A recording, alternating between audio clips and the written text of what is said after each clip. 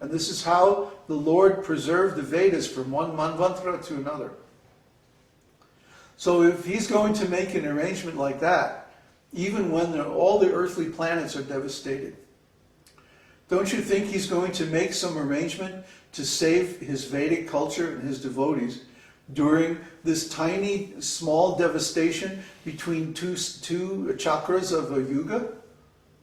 This is nothing. It's nothing compared to the devastation at the end of the Manvantara. It's nothing compared with the devastation at the end of the Kali Yuga, when Satya Yuga has to be established again. It's nothing compared with the devastation at the battle, after the Battle of Kurukshetra, when the whole Vedic civilization collapsed all over the world, leaving all of its colonies like the Mayans and Aztecs here in South America, and the Native Americans up north, and Egypt, and all these, the European countries, they all got cut off. They all lost their leaders, they all lost their economies, they lost their technology, they lost everything. The huge, huge devastation at the end of, when Krishna left this planet 5,000 years ago, at the end of Dwapara Yuga.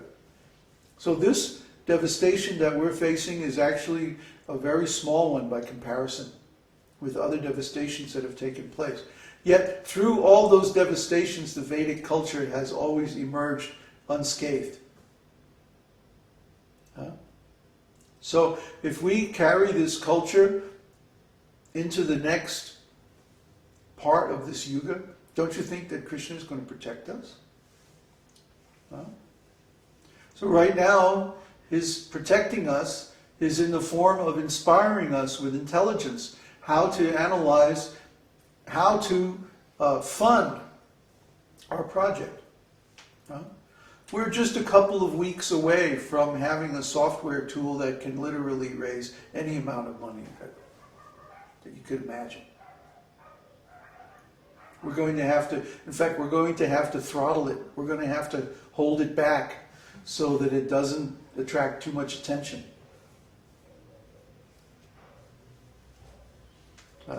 If we started raising trillions of dollars, I think we might get a little bit of the wrong kind of attention.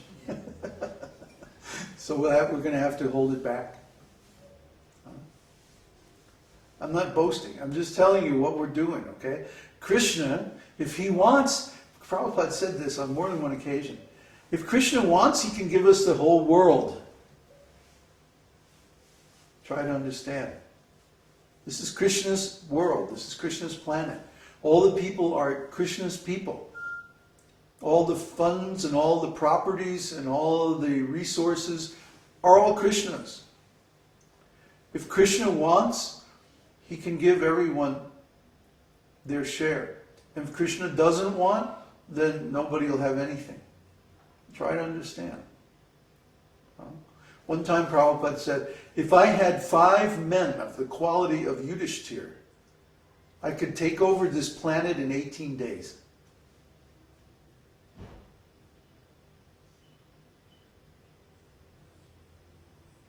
One time, I posted this story this morning, but I'll tell it again. One time after the Battle of Kurukshetra, Yudhishthira, King Yudhishthira, was now the emperor of the whole world. But he wanted to perform the Rajasuya sacrifice. The Rajasuya is a sacrifice where a king declares himself the emperor of the world. And anybody that does not agree, then he has to conquer them. And they have to pay tribute. So the procedure is that the king lets go what's called a challenge horse in each of the 4 directions. A horse can wander anywhere that it wants.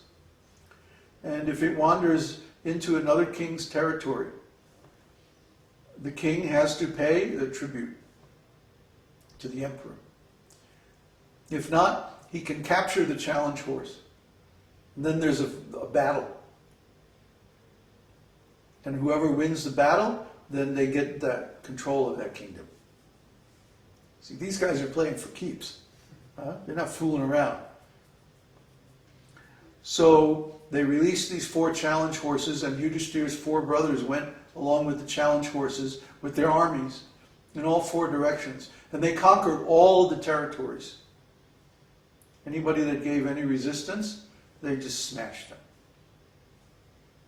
So when the horses then were brought back along with all the tributes, they counted up all the gold and all that, but there still was not enough gold to perform the Rajasuya sacrifice. This is described in Mahabharata, this history. So Yudhishthira, in great anxiety, went to Krishna. And he said, Krishna, what am I going to do? I'm supposed to be the emperor of the world, but the whole world has become devastated because of the battle of Kurukshetra. And there's not enough wealth to perform the Rajasuya sacrifice. You see, in the Rajasuya sacrifice, what they had to do was, first of all, they picked this level plain, and then they plow the whole thing, and then purify it with mantras. And then a great stadium is built, similar to like a football stadium or something like that today. Great stadium, and then all the people and all the kings and everyone is invited from the whole kingdom to come. And then there's this enormous sacrificial arena where there are hundreds of brahmanas engaged in offering sacrifices and chanting mantras and like that. So take care of those dogs, please. So when the sacrifice is performed, many, many tons of gold are offered to the Lord in the sacrificial fire and then distributed among the people who come there. If you can't satisfy everyone with gifts of gold and jewels and stuff like that, then the sacrifice is a failure. So Yudhishthira wanted to acquire enough gold to perform the Rajasuya sacrifice successfully. And he wanted to make Krishna the deity of the sacrifice, the first one who is worshipped in the sacrifice. So Krishna, of course, was very pleased with Yudhishthira because he arranged for Yudhishthira to be placed on the throne. So he said, oh, Yudhishthira, this is no problem at all. In the Himalayas, there's a golden mountain. And then he told the history of this mountain. And actually I forget the details, but somehow or other there was a golden mountain from millions and millions of years before. Some incident happened between a fight between 2 different planets or something like this. And this golden mountain, maybe it was an asteroid or something like, who knows. This was placed or hidden in the Himalayas. And of course now it's all covered over with dirt and rocks and dust, and nobody can see that it's actually a golden mountain. So Krishna told Yudhishthira, you go to this certain place and you'll find this golden mountain, a mountain of gold. Just try to understand how much gold there is in a mountain, right? So try to understand all of the world's, or how much of the world's wealth is tied up in the stock market. There's trillions and trillions of dollars. It's probably, what's more than the 1,000 trillion is a quadrillion. I mean, it starts to get so vast that the numbers don't even mean anything anymore. Just huge numbers. Okay? So let's take, we don't trade stocks. We trade futures. We trade one particular future which is called the Dow E-minis. It follows the Dow. The Dow is simply the total of the 100 top stocks in the stock market. So it's very volatile, goes up and down a lot. Like just the other day, what was it? Went like a total of 600 points, up 650 points or something. And on our security, each point is worth $5. So let's say that you were totally able to read the future, and you knew that it was going to go up 650 points. And you bought just at the right time at the bottom, and you followed it all the way to the top, and then you sold. How much money would you get? What's 600 times 5?